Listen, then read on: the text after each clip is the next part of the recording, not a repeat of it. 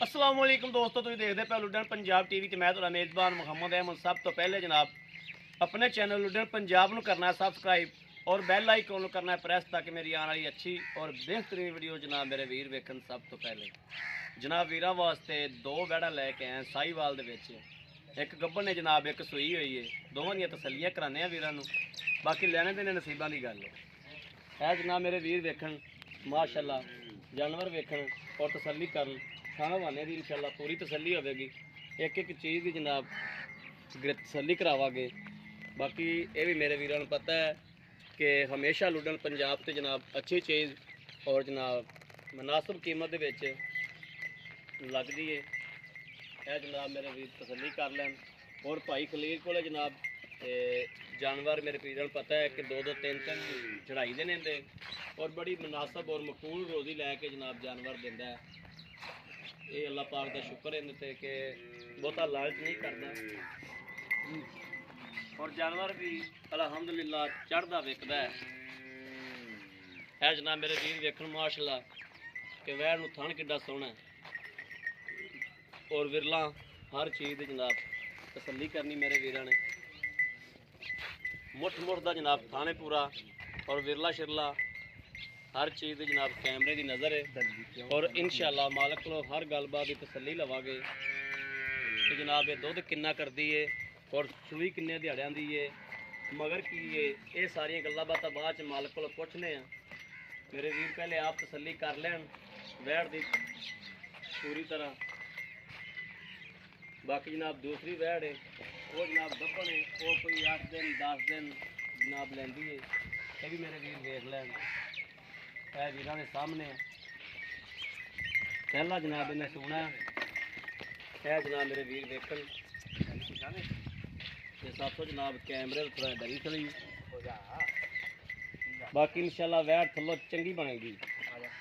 मेरे वीर वेखन तो मगरों गुल चुल मगरों हर्ष है जनाब अदरा उदरा वेखन थल्लों जनाब वैड़ चंगी बनेगी क्योंकि क्रॉस दे विच वैड़ है। वैड़ इंशाल्लाह थल्लों भी चंगी बनेगी, बरीक वैड़ है और दुध में भी इंशाल्लाह चंगी रहेगी अल्लाह के हुक्म नाल इंशाल्लाह।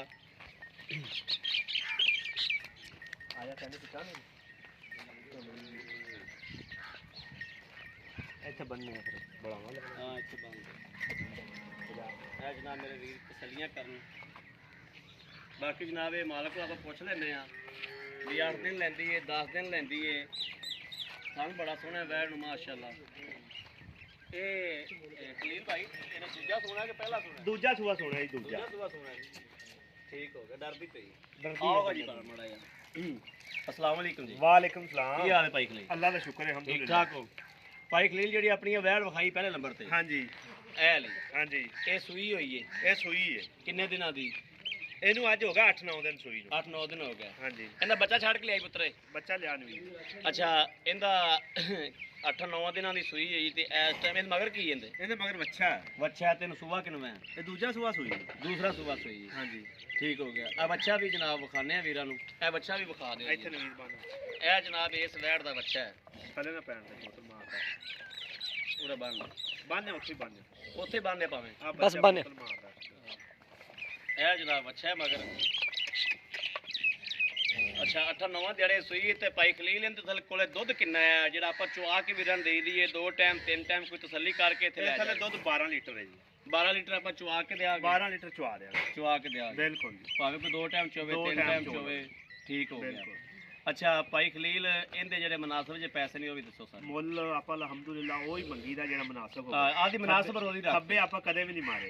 1,65,000 ਦੀ ਵੈੜ ਦੇਵਾਂਗੇ। 1,65,000 ਦੀ ਵੈੜ ਦੇਵਾਂਗੇ। ਹਾਂਜੀ ਠੀਕ ਹੋ ਗਿਆ। ਇਹਦੇ ਵਿੱਚ ਪਿਆਰ ਮੁਹੱਬਤ ਪਿਆਰ ਮੁਹੱਬਤ ਥੋੜਾ ਬਹੁਤਾ ਕਰ ਲਾਂਗੇ। ਹਾਂਜੀ ਹੁਣ ਜਨਾਬ ਜਿਹੜੀ ਆ ਵੈੜ ਹੈ ਇਹ ਜੀ ਦੂਜਾ ਸੂਆ ਸੋਣੀ ਹੈ।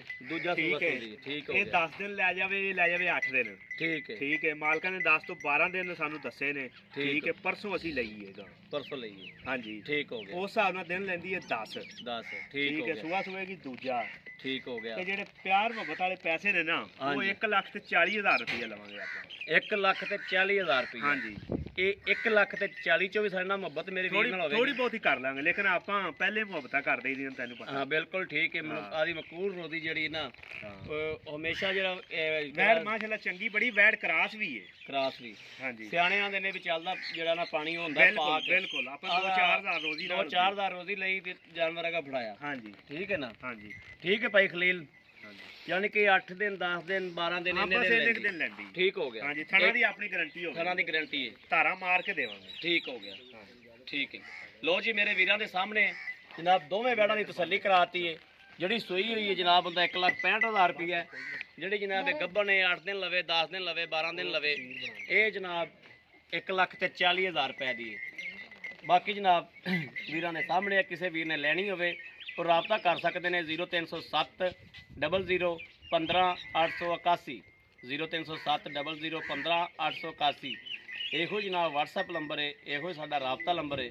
ਬਾਕੀ ਉਮੀਦ ਕਰਾਂਗੇ ਸਾਡੀ ਅੱਜ ਵਾਲੀ ਵੀਡੀਓ ਜਿਹੜੀ ਉਹ ਮੇਰੇ ਵੀਰਾਂ ਨੂੰ ਪਸੰਦ ਆਵੇਗੀ।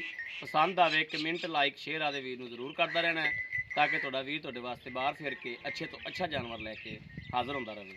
ਬਾਕੀ ਜਨਾਬ ਇਸ ਵੀਡੀਓ ਤੋਂ ਆਦੇ ਵੀਰ ਨੂੰ ਦੇਣੀ ਇਜਾਜ਼ਤ। ਅੱਲਾ ਨਿਗਹਿਬਾਨ। ਪਾਕਿਸਤਾਨ ਜ਼ਿੰਦਾਬਾਦ।